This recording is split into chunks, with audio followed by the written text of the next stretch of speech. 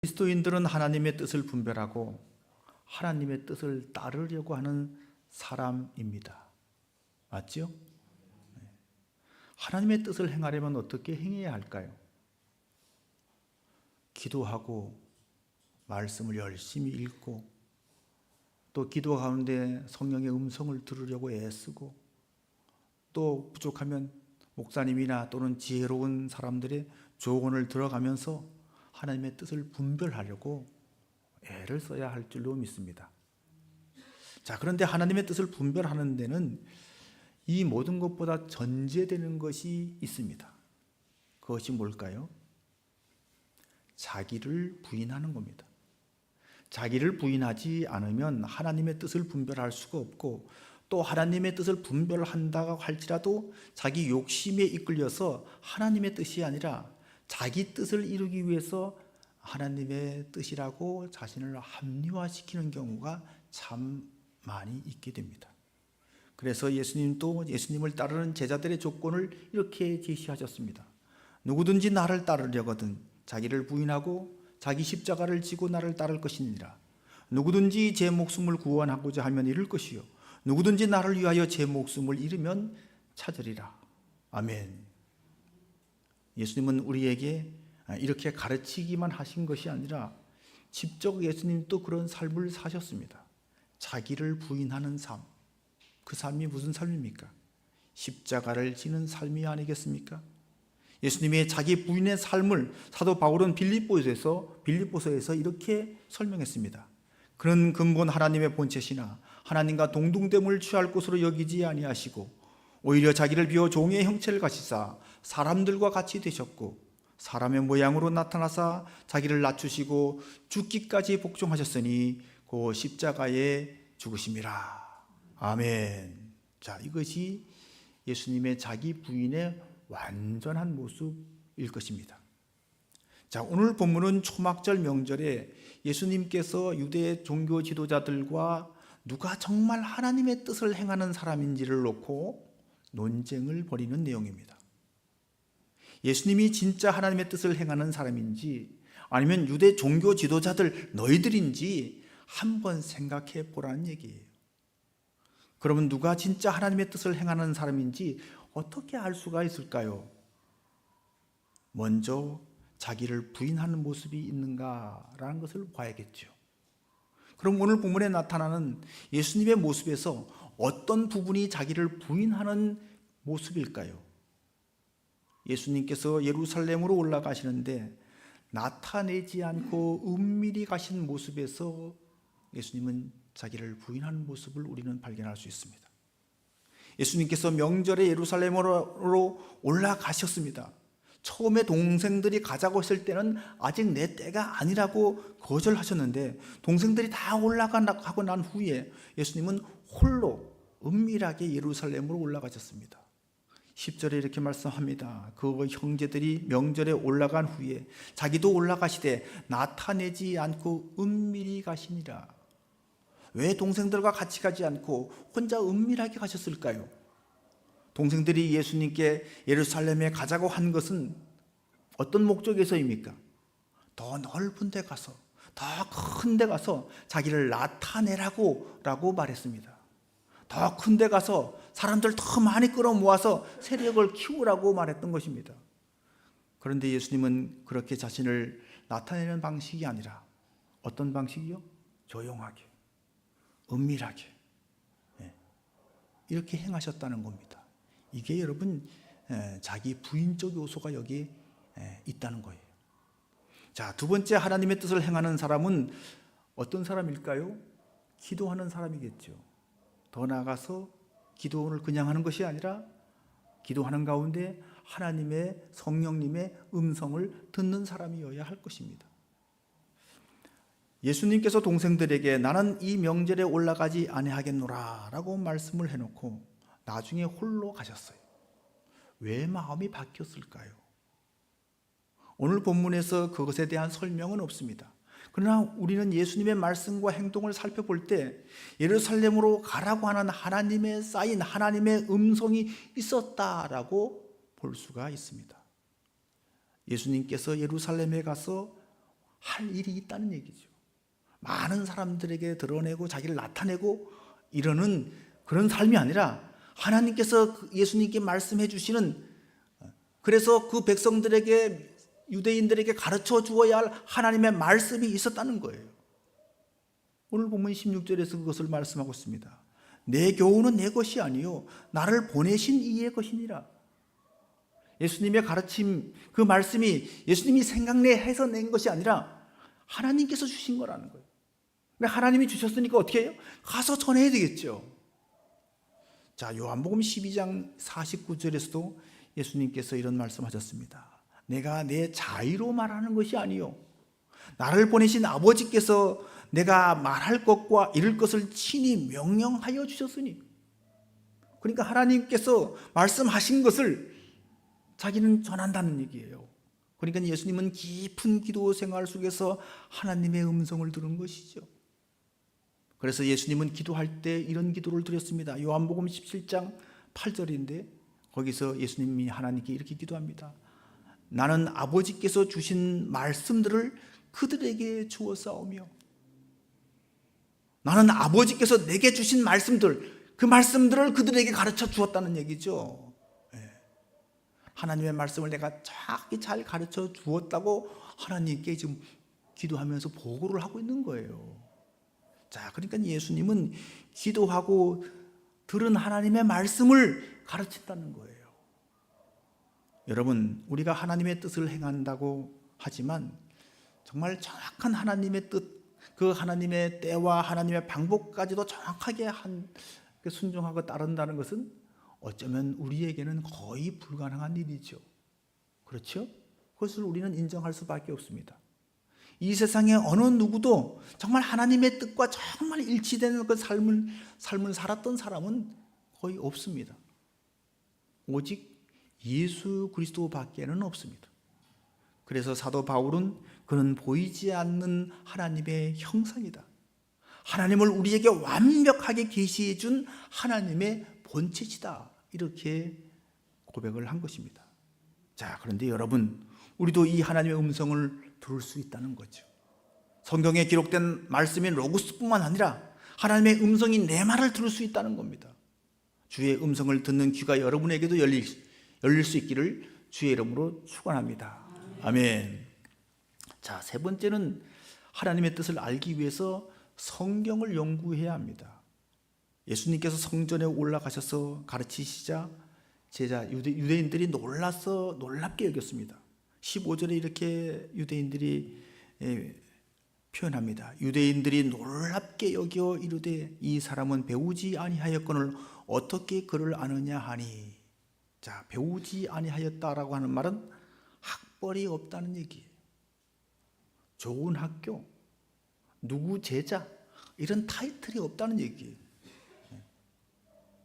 여기 예수님의 말씀을 놀랍게 여긴 이 사람들, 이 유대인 사람들이 누굴까요? 아마 바리새인들, 서기관들, 율법학자들, 이런 사람들이었을 겁니다. 자, 이런 사람들은 다 자기의 문벌이 있고 학파가 있고 어떤 제자를 이루고 있는 사람들이에요. 그들은 그런 모임에서 성경을 연구하는 사람이에요. 그런데 예수님은 그 누구의 제자도 어떤 학파나 어떤 문벌에도 속하지 않는다는 얘기죠. 그러니까 예수님은 학계에서 전혀 알려지지 않은 사람이라는 얘기. 그래서 예수님은 자기 교훈의 출처를 그들에게 이렇게 말합니다. 16절 17절입니다. 예수께서 대답하여 이르시되 내 교훈은 내 것이 아니요 나를 보내신 이의 것이니라. 사람이 하나님의 뜻을 행하려 하면 이 교훈이 하나님께로부터 왔는지 내가 스스로 말함인지 알리라. 여기서 두 가지를 말씀하고 있습니다. 먼저 예수님의 가르침의 그 출처가 어디냐는 겁니다. 사람에게서 배운 것도 아니고 내 임의로 말하는 것도 아니고 나를 보내신 그분 하나님께로부터 받은 것이다. 그렇게 말씀하고 있는 것이죠. 자, 그런데 이것을 인간의 편에서는 어떻게 구별할 수 있죠? 그 사람이 인간적인 말을 하는지 아니면 하나님의 말씀을 하는 건지 이걸 어떻게 구별하느냐고요. 하나님의 뜻을 행하려고 한다면 알 수 있다는 거예요.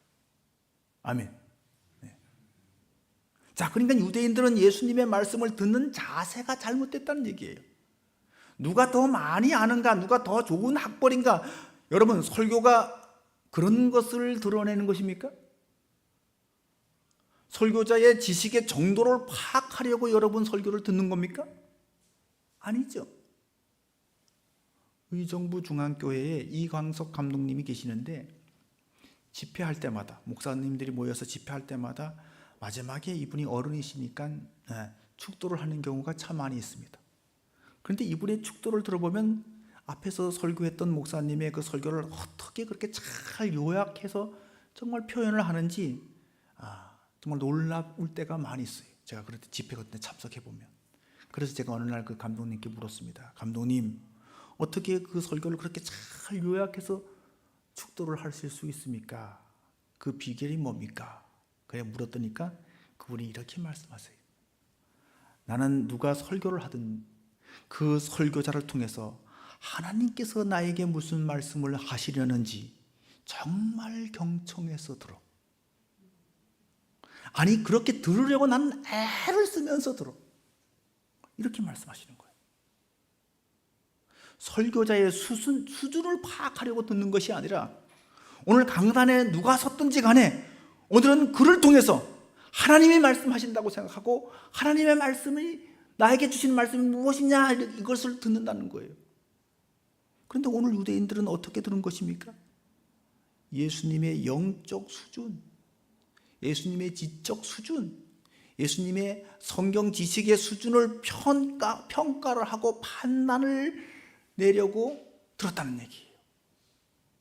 그렇게 들어서는 하나님의 말씀을 알 수가 없다는 얘기입니다. 하나님의 말씀에, 진리의 말씀에 순종하려는 그런 자세로 들을 때 그 말씀이 하나님의 말씀으로 들린다는 거예요. 자, 여러분은 어떻습니까?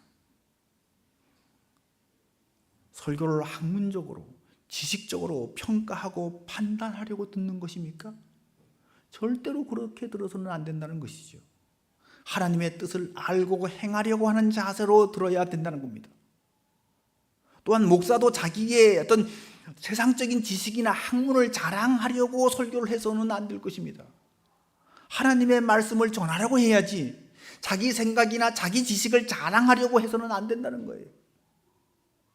여러분, 오늘날 목사가 성도들보다 지식적으로, 학문적으로 뛰어나지 못할 때가 많이 있습니다.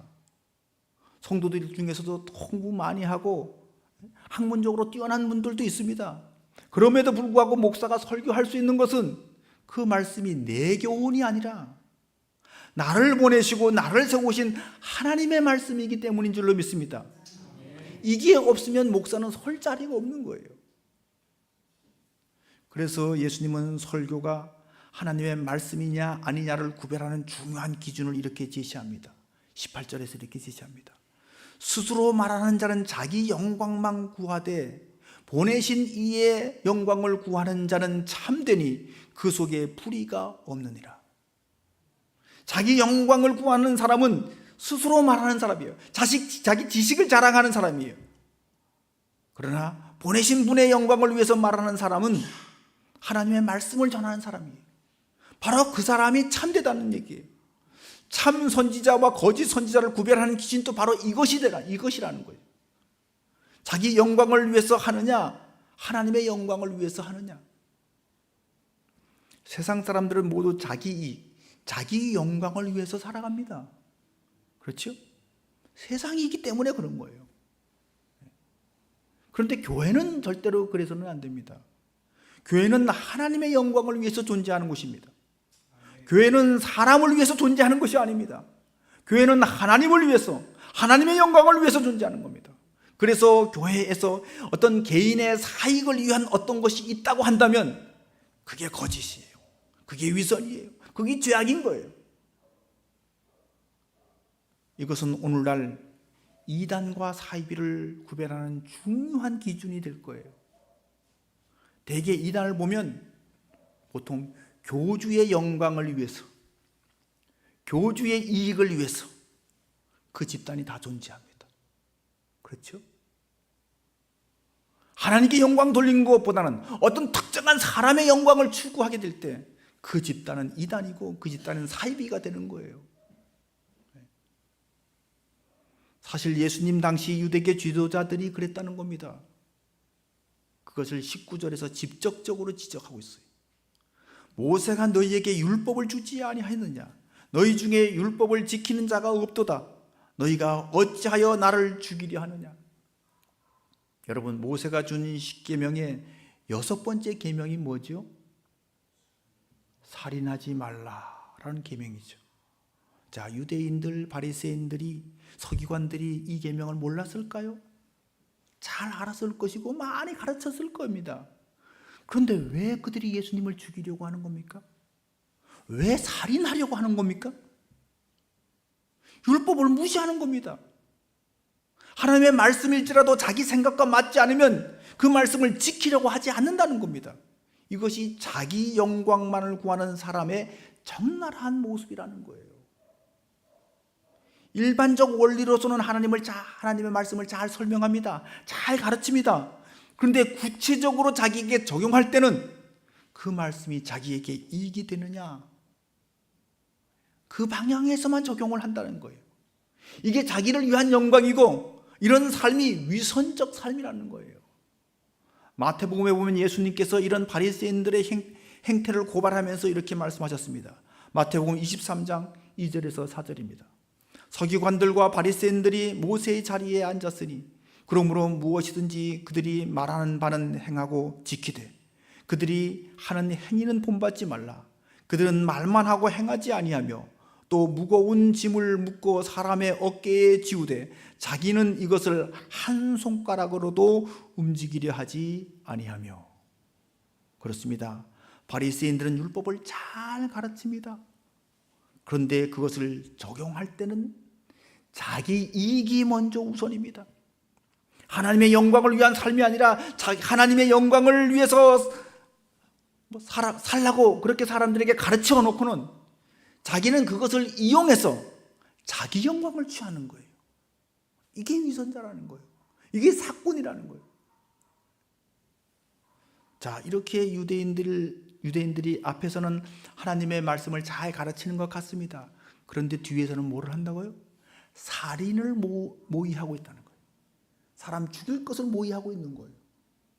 자, 그런데 예수님이 이걸 다 알고 있는 거예요. 그러자 이들의 반응이 뭡니까? 20절에 이들의 반응이 나오죠. 무리가 대답하되 당신은 귀신 들렸도다. 누가 당신을 죽이려 하나이까? 이 말은 여러분, 예수님이 자기들이 죽이려 하고 한다는 것을, 그 음모를 다 알고 있다는 것을 들켜서 깜짝 놀라서 당황해서 하는 소리예요. 어떻게 귀신같이 알았네? 아니라고. 그죠? 이렇게 아주 강력하게 부인하는 겁니다. 자, 그래서 예수님께서 언제부터 너희가 나를 죽이려고 했는지를 말씀하고 있습니다. 21절입니다. 예수께서 대답하여 이르시되 내가 한 가지 일을 행하매 너희가 다 이로 말미암아 이상히 여기는도다. 내가 한 가지 일을 행하매, 예수님이 행하신 그 한 가지 일 때문에 너희들이 나를 죽이려 하고 있는 것 아니냐, 그 말씀을 하시는 거죠. 그럼 그 한 가지 일이 뭘까요? 베데스다 연못가에 누워있던 38년 된 병자를 고친 사건, 그 한 가지 일을 말하는 거예요. 그날이 무슨 날이었죠? 안식일이었습니다. 38년 동안 일어나지 못하고 누워서 있는 사람에게 일어나 내 자리를 들고 걸어가라, 이렇게 말씀하심으로 그를 그 질병에 얽매여서 꼼짝도 못하던 그를, 그 38년 동안 그 병에서 앓던 그 사람을 그 병에서 해방시켜 주셨습니다. 유대인들은 이게 안식일 규정을 어겼다고, 안식일을 범했다고 비난할 뿐만 아니라 율법에서 분명히 살인하지 말라고 하는 계명이 있는데도 불구하고 죽이려 들고 있다는 거예요. 이거 했다고.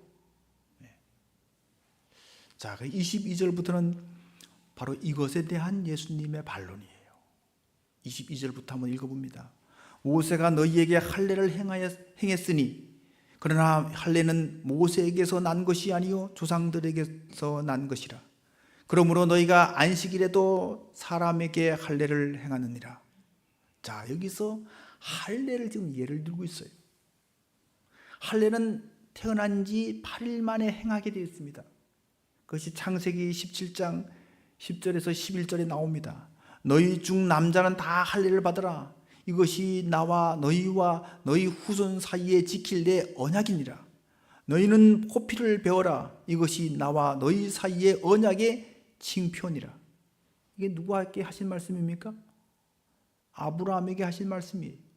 하나님께서 아브라함과 언약을 맺으면서 그 언약의 증표로 행하라는 거예요. 그 언약의 증표가 뭡니까? 하나님 백성 된 증표라는 얘기죠. 자, 계속해서 창세기 17장 12절입니다. 너희 대대로 모든 남자는 집에서 난 자나 또는 너희 자손이 아니라 이방 사람에게서 돈으로 산 자를 막론하고 난 지 8일 만에 할례를 받을 것이라. 아멘. 난 지 8일 만에 할례를 행해야 한다면 안식일에 할례를 행해야 하는 날과 이렇게 겹치는 경우가 생기지 않을까요? 그렇죠? 안식일에는 아무 일도 하지 말라고 했는데 이럴 경우에는 안식일법과 할례법이 지금 충돌을 합니다. 자, 한 가지를 지키면 다른 한 가지는 어기는 것이 됩니다. 자, 그럴 때는 어떻게 해야 되죠? 유대인들은 할례를 행하는 날이 안식일과 겹치면 할례법을 지킵니다. 안식일이라도 뭐 해요? 할례를 행한다는 거예요. 왜 그렇게 할까요? 왜 할례를 십계명에 나오는 안식일법보다 상위법으로 생각하는 것일까요? 역사적으로 할례법이 안식일법보다 먼저 생겼습니다. 그렇죠? 먼저 있는 법이에요. 할례법은 아브라함 때부터 시작됐는데 안식일법은 모세 때 공식화됐습니다. 자, 두 번째 또 이유는 할례는 하나님 백성 되는 의식이고 안식일은 하나님 백성 된 사람이 지키는 법이에요. 그렇죠? 그러니까 하나님 백성 되는 것이 하나님 백성 된 사람이 지키는 것보다 우선하다는 거예요. 힘인권을 갖는 게 더 우선한 거죠. 그렇죠? 그렇습니다. 하나님 백성 되어야 하나님 백성이 지켜야 하는 법도 지킬 수 있는 거예요. 그래서 안식일법보다 할례법이 더 우선하는 겁니다. 이와 똑같은 원리로 38년 동안 꼼짝 못하던 사람을 고치는 것이 안식일법보다 우선이라는 거예요. 자, 그렇다면 안식일을 지키는 것이 우선일까요? 아니면 안식일이라도 38년 동안 누워만 지던 사람을 고치는 것이 더 우선일까요? 자, 안식일을 하나님께서 왜 제정하셨는지를 생각해 보면 이거 금방 판단이 됩니다. 자, 안식일을 지키는 이유는 두 가지 이유가 있죠. 하나님께서 천지 만물을 창조하시고 제7일 만에 쉬셨기 때문에. 자, 여러분 졸지도 않으시고 주무시지도 않으시고 피곤하시지 않으신 그 영이신 하나님께서 왜 쉼이 필요한 걸까요? 그것은 우리를 쉬게 하기 위해서입니다. 그리고 하나님의 쉼에 우리를 동참시키기 위해서입니다. 천지 만물을 창조하신 하나님께서 모든 것을 보시고 그 만물을 보시고 보시기에 힘이 좋았더라 하면서 기뻐하고 감탄하는 것에 우리도 참여시키기 위해서 하나님께서 안식일을 제정하신 거죠. 거기에 우리를 초대하는 거예요. 아멘. 자, 또한 이 안식일을 지키는 것에는 해방과 자유의 의미가 또 있습니다. 신명기에 보면 하나님께서 안식일을 지키라고 명하시면서 이렇게 말씀하셨습니다. 신명기 5장 15절입니다. 너는 기억하라. 내가 애굽 땅에서 종이 되었더니 내 하나님 여호와가 강한 손과 편팔로 거기서 너를 인도하여 내었나니 그러므로 내 하나님 여호와가 내게 명령하여 안식일을 지키라 하느니라. 자, 이 말씀을 볼 때 안식일을 지키는 의미가 뭡니까? 해방을 의미한다는 얘기죠. 노예에서 해방, 노동에서 해방, 속박에서 해방, 죄와 오박에서 해방되는 것을 의미하는 거예요. 그렇다면 38년 된 병자는 질병의 굴레에서 해방시켜야 될 것 아니겠습니까? 그 고통의 사슬에서 해방시켜 주는 것이 그것이 진정으로 안식일을 지키게 하는 것이 아니냐는 얘기예요. 그러니까 예수님께서 안식일 규정을 어긴 것이 아니라 누구보다도 안식일을 의미 있게 잘 지키신 겁니다. 그러면 여러분, 하나님께서 안식일을 기억하고 거룩히 지키라고 하는 말씀의 그 진정한 뜻이 뭡니까? 이것을 다 종합해 보면 뭡니까? 안식일을 지켜야 하는 두 가지 이유를 종합해 볼 때, 안식일을 지키는 것은 어떤 노예, 노동, 죄의 굴레에서 벗어나서 하나님의 기쁨에, 천지 만물을 창조하시고 보시기에 심히 좋아하시는 그 하나님의 기쁨에 동참하게 하는 것, 동참하는 것 자체, 그것이 안식일을 지키는 거죠. 아멘. 자, 그리고 한 걸음 더 나가서 그 기쁨에 참여할 수 없는 형편에 있는 사람에게 그 참여할 수 있도록 그 속박에서 그 속박을 깨주는 거. 그렇죠? 그 속박을 깨주는 걸 뭐라 그러죠? 자유를 주는 거, 해방을 주는 거, 이걸 선물해 주는 거. 이것이 여러분 진정으로 안식일을 이웃이 지키게 하는 일이겠죠. 아멘. 자, 그러면 예수님은 38년 된 병자에게 질병으로부터 자유라고 하는 해방을 선물해서 하나님의 안식에 참여할 수 있게 해준 거예요. 그리고 궁극적으로 죄와 사망의 굴레에 있는 우리에게 자유와 해방을 우리에게 선물하셔서 영원한 하나님의 안식에 참여할 수 있도록 우리를 만들어 주시기 위해서 이 땅에 오신 거예요. 아멘. 사랑하는 성도 여러분, 예수님은 바로 이 선물을 우리에게 주시기 위해서 오셨습니다. 우리는 바로 이 선물을 받은 사람이에요. 아멘. 네. 이것을 성경적인 용어로 뭐라고 또 부르는지 아세요? 은혜라고 불러요. 은혜의 선물이에요. 38년 된 병자가 뭐 약 먹어서 났어요? 운동해서 났어요? 그냥 주의 말씀에 순종했더니 그냥 났어요. 어쩌면 순종해서 난 게 아니라 났기 때문에 들고 걸어가는 거죠. 그렇죠? 이게 뭐예요? 선물이에요. 이게 은혜예요. 이게. 이걸 여러분, 예수님은 요한복음에서 뭐라고 표현하는지 아세요? 나의 안에 거하라 라는 말로 표현해요. 안식이라는 말을 나의 안에 거하라. 요한복음 15장 포도나무 비유에서 예수님은 계속해서 반복해서 하시는 말씀이 이 말씀이에요. 나의 안에 거하라. 나도 너희 안에 거하리라. 너희가 내 안에 거하고 내 말이 너희 안에 거하면 나의 사랑 안에 거하라. 여러분, 행복이 어디서 오는 거예요? 기쁨이 어디서 오는 거예요? 주님 안에 거할 때. 이게 여러분 안식일을 지키는 본질적인 이유고 목적인 거예요. 우리가 주님 안에 거하며 주님과 함께 모든 죄와 억눌림에서 해방되어서 주인의 즐거움에 함께 참여하는 거, 이게 여러분 안식이라는 거예요. 주인의 즐거움에 참여하는 거. 사랑하는 성도 여러분, 이 은혜 안에 다 거할 수 있는 주의 백성 될 수 있기를 주의 이름으로 축원합니다. 자, 그런데 여러분, 이 본질적인 의미를 잃어버리고 형식주의에 빠지다 보니까 오히려 그 형식이 본질로 들어가는 문을 막고 있습니다. 주님 안에 거하면서 주님과 함께 기뻐하고 즐거워하는 것이, 그것이 안식일을 지키는 것인데 아무 일도 하지 말라라고 하는 그 규정이 올무가 되어서 진정으로 주님 안에서 누리는 행복과 평안을 다 잃게 만들고 있다는 얘기예요. 그래서 예수님께서 결론적으로 이렇게 말씀하시는 거예요. 24절입니다. 외모로 판단하지 말고 공의롭게 판단하라 하시니라. 형식주의에 빠지지 말라는 얘기예요. 형식이 참 중요합니다.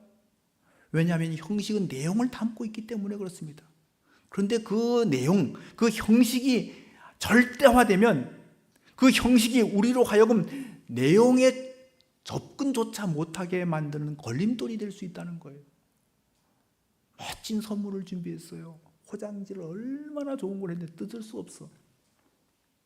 그러면 어떻게 될까요? 선물이 뭔지 모르잖아요. 가질 수가 없잖아요. 그렇죠? 네. 지금 유대인들이 안식일을 지키는 그 규정이 그렇다는 얘기예요. 너무너무 좋은 선물이 안에 있는데 그걸 얼마나 포장을 열심히 해놨는지 뜯을 수가 없어요. 일하지 말라고 하는 그 규정이 그렇다는 얘기예요. 사랑하는 성도 여러분, 우리가 하나님의 뜻을 행하려면 형식주의에서 벗어나야 된다는 거죠. 성경을 연구하고 알아야 되지만 성경의 어떤 문자적 의미에만 머물러 있어도 안 된다는 얘기죠. 기도하면서 하나님의 음성을 듣는 중에 하나님의 마음까지도 알아차리는 영성이 깊어질 때 진정한 하나님의 뜻을 분별할 수가 있고 그 뜻대로 행할 수가 있다는 거예요. 우리 모두 이런 깊은 영성의 사람이 되어서 하나님의 뜻을 실행할 수 있기를 주의 이름으로 축원합니다. 아멘. 기도하겠습니다. 거룩하신 하나님, 하나님의 뜻을 분별할 수 있는 지혜를 허락하여 주시옵소서. 때로는 자기 부인이 되지 않은 옛사람이 하나님의 뜻을 왜곡시킵니다. 때로는 기도하고 깨어있지 못해서 하나님의 뜻을 알아차리지 못합니다. 때로는 내가 안다고 하는 그 얄팍한 지식이 오히려 하나님의 뜻을 행하는 데 걸림돌이 됩니다. 오늘 주님 앞에 우리를 낮추며 은혜를 구하오니 우리를 깨우쳐 주시고 더 겸손하게 하시고 오직 하나님의 영광만을 구하게 해 주시옵소서. 그리하여 주님만의 주님과 함께 기뻐하고 즐거워하는 진정한 쉼과 안식이 있는 삶이 되게 해 주시옵소서. 예수 그리스도 이름으로 간절히 기도드렸사옵나이다. 아멘.